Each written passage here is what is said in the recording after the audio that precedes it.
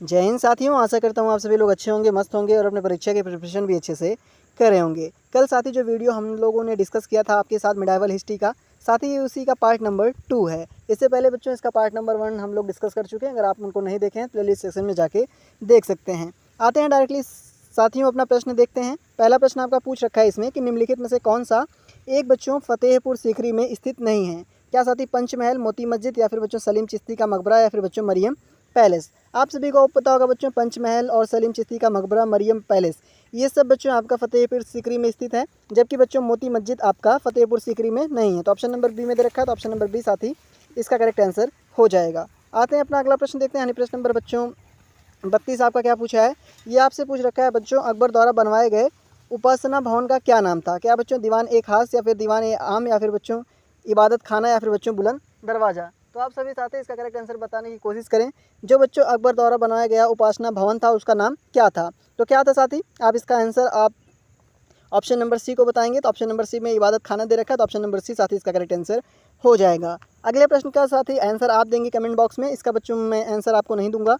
ये आपसे पूछ रखा है प्रयाग नगर को इलाहाबाद अल्लाह का नगर नाम से किसने दिया था। क्या औरंगजेब ने या फिर अकबर या फिर बच्चों शाहजहां या फिर बहादुर शाह जफर। तो साथी आप इसका आंसर कमेंट बॉक्स में जरूर बताएंगे।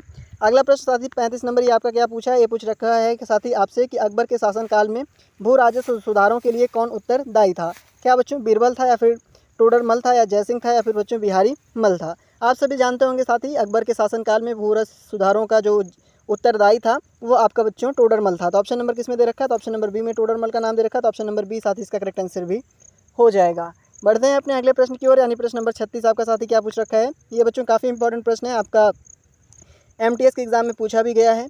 ये साथी आपसे पूछ रखा है अकबर के आरंभिक दिनों में उसका जो रीजेंट कौन था। क्या बच्चों अब्दुल फजल था या फिर बैरम खान या फिर तानसेन या फिर बच्चों टोडर मल। आप सभी को पता होगा बच्चों अकबर के आरंभिक दिनों का जो उसका रीजेंट था साथी वो बच्चों आपका बैरम खान था। तो ऑप्शन नंबर बी में बैरम खान दे रखा है साथी, तो ऑप्शन नंबर बी इसका साथी एकदम करेक्ट आंसर भी हो जाएगा। अगला प्रश्न देखते हैं। यानी प्रश्न नंबर 37 आपका क्या पूछ रखा है साथी। ये आपसे पूछ रखा है कि जो जब्ती प्रणाली के अंतर्गत बच्चों वास्तविक उत्पादन का कितना अंश राज्य की मांग के रूप में निर्धारित किया जाता था। क्या बच्चों 1/4 या फिर 1/3 या फिर आधा या फिर बच्चों 5वां भाग। आपसे कब का पूछ रखा है साथी, जब्ती प्रणाली के अंतर्गत। तो आप सभी को पता होगा बच्चों इस प्रणाली के अंतर्गत 1/3 जो भाग है बच्चों वो राज्य की मांग के रूप में निर्धारित किया जाता था, जो उसका बच्चों वास्तविक अनुपात होता था। तो ऐसा आपका किस ऑप्शन में दे रखा है, तो ऑप्शन नंबर सी में दे रखा है। तो ऑप्शन नंबर सी साथी इसका करेक्ट आंसर भी हो जाएगा।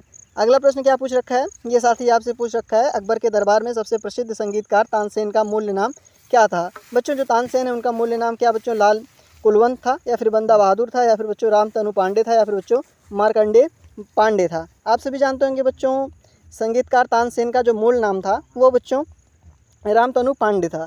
तो ऑप्शन नंबर सी में रामतनु पांडे दे रखा है, तो ऑप्शन नंबर सी साथी इसका करेक्ट आंसर हो जाएगा। अगले प्रश्न की ओर आते हैं साथी। यानी प्रश्न नंबर आपका 39 नंबर क्या पूछ रखा है। ये आपसे पूछा है साथी दीन ए इलाही एक नया धर्म निम्नलिखित में से किसके द्वारा शुरू किया गया। दीन ए इलाही क्या बच्चों हुमायूं के या फिर जहांगीर या फिर अकबर या फिर बच्चों शाहजहां। आप सभी को पता होगा बच्चों जो दीन ए इलाही धर्म है ये साथी आपका अकबर के द्वारा शुरू किया गया था। तो ऑप्शन नंबर सी में अकबर दे रखा है, तो ऑप्शन नंबर सी साथी इसका करेक्ट आंसर भी हो जाएगा। अगला प्रश्न प्रश्न नंबर साथी 40 ये कह रखा है अकबर के एकमात्र किस दरबारी ने दीन ए इलाही को स्वीकार किया था। क्या साथी टोडरमल ने या फिर बच्चों बीरबल ने या फिर तानसेन ने या फिर बच्चों मानसिंह ने। अकबर का जो बच्चों एकमात्र दरबारी कवि था जिसने बच्चों दीन ए इलाही को स्वीकार किया था उसका नाम साथी आप जानते होंगे बीरबल था। तो ऑप्शन नंबर बी में बीरबल दे रखा है साथी, तो ऑप्शन नंबर बी इसका करेक्ट आंसर भी हो जाएगा। ठीक साथी, अगला प्रश्न देखते हैं। अगला प्रश्न आपसे क्या पूछ रखा है। ये आपसे पूछ रखा है निम्नलिखित में से कौन सा व्यक्ति निरक्षर था। तो साथी क्या जहांगीर या फिर शाहजहां या फिर अकबर या फिर बच्चों औरंगजेब। तो कौन था साथी, आप इसका करेक्ट आंसर जानते होंगे। इसका करेक्ट आंसर आपका कौन है साथी, अकबर। ऑप्शन नंबर सी में दे रखा, तो ऑप्शन नंबर सी इसका करेक्ट आंसर होगा। प्रश्न नंबर 42 देखते हैं साथी। यानी 42 नंबर आपका क्या पूछ रखा है।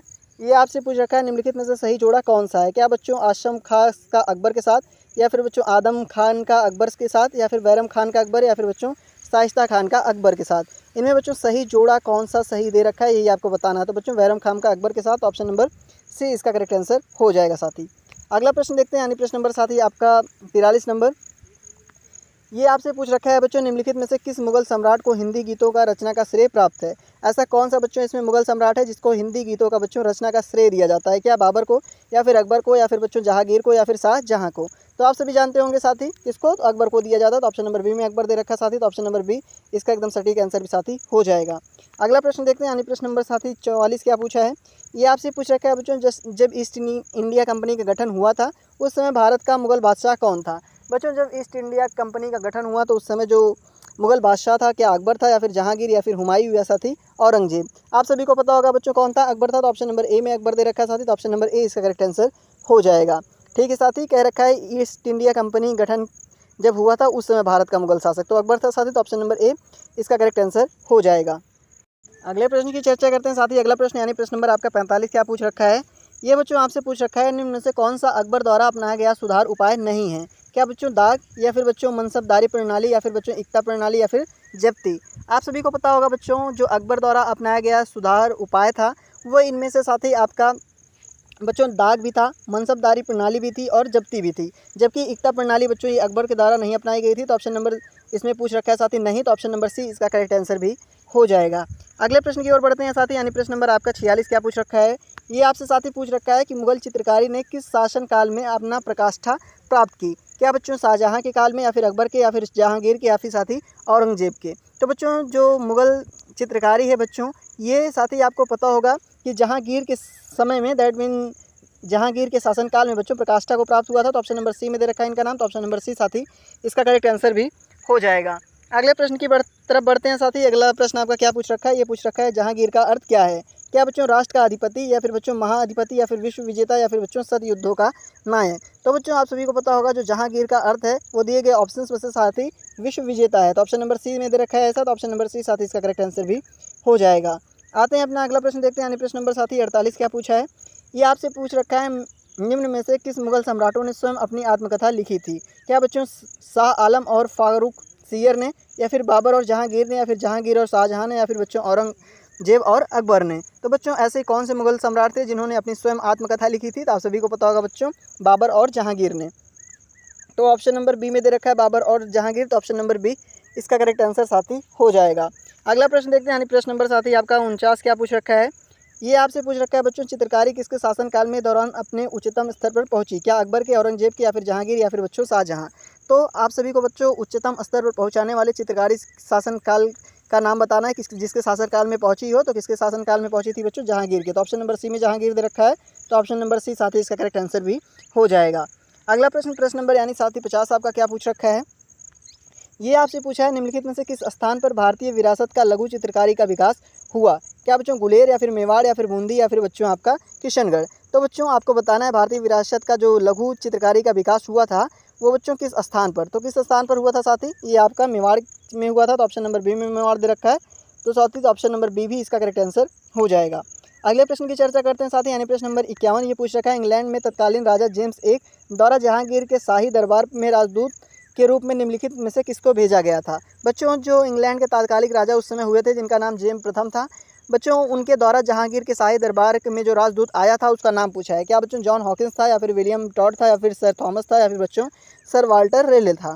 तो आप सभी साथी इसको जानते होंगे, इसका नाम बच्चों सर हॉकिंस था, सॉरी बच्चों जॉन हॉकिंस था। तो ऑप्शन नंबर ए में जॉन हॉकिंस का नाम दे रखा है, तो ऑप्शन नंबर ए साथी इसका करेक्ट आंसर भी हो जाएगा। बढ़ते हैं अपने अगले प्रश्न की तरफ, यानी प्रश्न नंबर 52 साथी आपका क्या पूछ रखा है। ये पूछ रखा है, शाहजहां का प्रसिद्ध तख्त-ए-ताउस जो बच्चों 1739 ईस्वी में कौन लेके आया गया था? क्या बच्चों अफगान आक्रमण अहमद शाह अब्दाली, या फिर बच्चों फारसी आक्रमण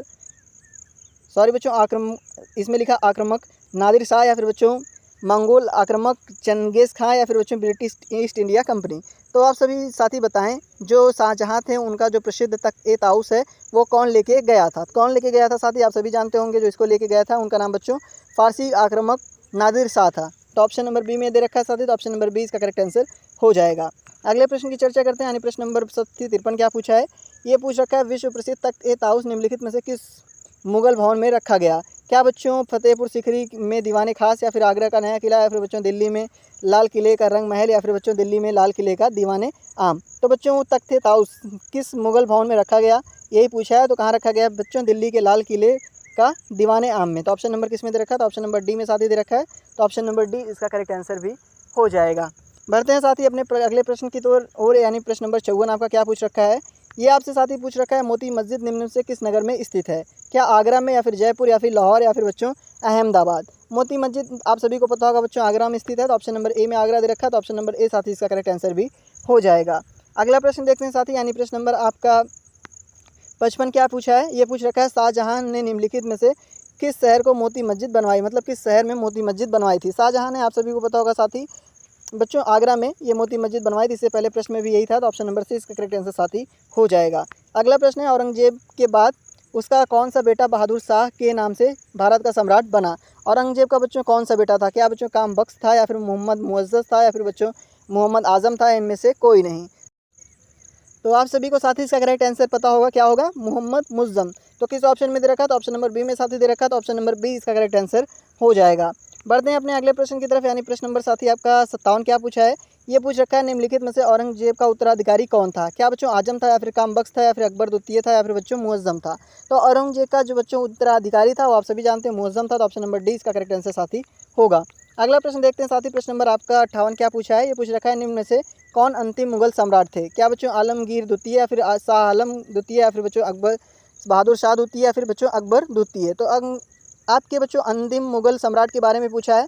तो आप सभी को पता होगा बच्चों कौन थे, बहादुर शाह द्वितीय थे। तो ऑप्शन नंबर सी में दे रखा है साथी। तो ऑप्शन नंबर सी इसका करेक्ट आंसर हो जाएगा। बढ़ते हैं अपने अगले प्रश्न की ओर, यानी प्रश्न नंबर साथी 59 क्या पूछा है। ये आपसे पूछ रखा है, मुगल सम्राट का मीर बख्शी किस विभाग की अध्यक्षता करता था। क्या बच्चों आसूचना का, या फिर विदेशी मामले का, या फिर सेना संगठन, या फिर साथी वित्त का। तो आप सभी को पता होगा बच्चों ये सेना संगठन का अध्यक्षता करता था। तो ऑप्शन नंबर सी में सेना अध्यक्ष मतलब सेना संगठन दे रखा है। तो ऑप्शन नंबर सी साथी करेक्ट होगा। अगला प्रश्न पूछ रखा है, ताजमहल की डिज़ाइन तैयार करने वाला वास्तुकार कौन था। क्या मोहम्मद हुसैन था बच्चों, या फिर उस्ताद ईशा था, या फिर बच्चों शाह अब्बास, या फिर बच्चों इस्माइल था। तो ताजमहल की जिन्होंने डिज़ाइन तैयार की थी वो वास्तुकार साथी आप सभी को पता होगा कौन है बच्चों, उस्ताद ईसा थे। तो ऑप्शन नंबर बी में इनका नाम दे रखा है। तो ऑप्शन नंबर बी इसका साथी करेक्ट आंसर भी हो जाएगा। साथ ही आज के लिए इतना ही, मिलते हैं अपने अगले वीडियो में, तब तक के लिए धन्यवाद।